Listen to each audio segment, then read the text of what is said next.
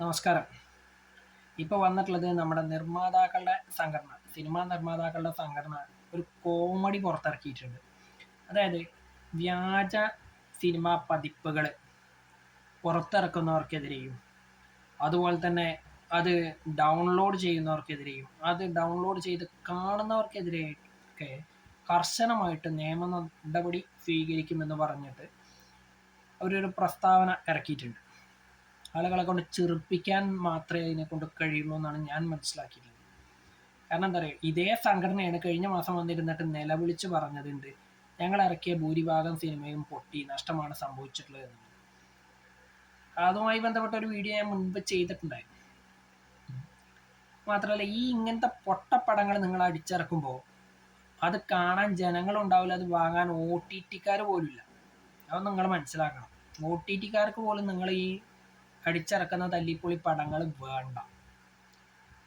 പിന്നെ നിങ്ങൾക്ക് അറിയുമെന്നറിയില്ല, ലോക പോലീസ് ചമഞ്ഞ് നടക്കുന്ന അമേരിക്ക ഉണ്ട്. അവരുടെ FBI ഏജൻസി ഉണ്ട്.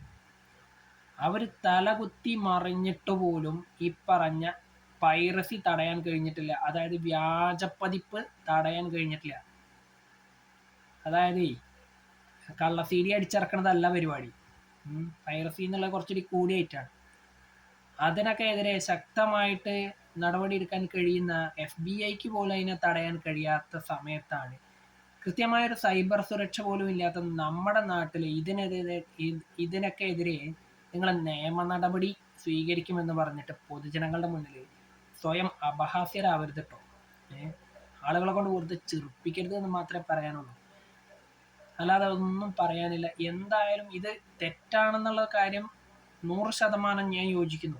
വ്യാജപ്പതിപ്പ് ഇറക്കാൻ പാടില്ല, അത് കാണാൻ പാടില്ല. പക്ഷേ അതിനുള്ള സംവിധാനം ഉണ്ടായ ശേഷം മാത്രമേ ഇത്തരം മണ്ടത്തരങ്ങൾ എഴുന്നള്ളിക്കാൻ പാടുള്ളൂ, പ്രത്യേകിച്ച് പൊതുജനങ്ങളുടെ മുന്നിൽ എന്ന് ഒന്ന് ഓർത്താൽ നിങ്ങൾക്കൊക്കെ നല്ലത്.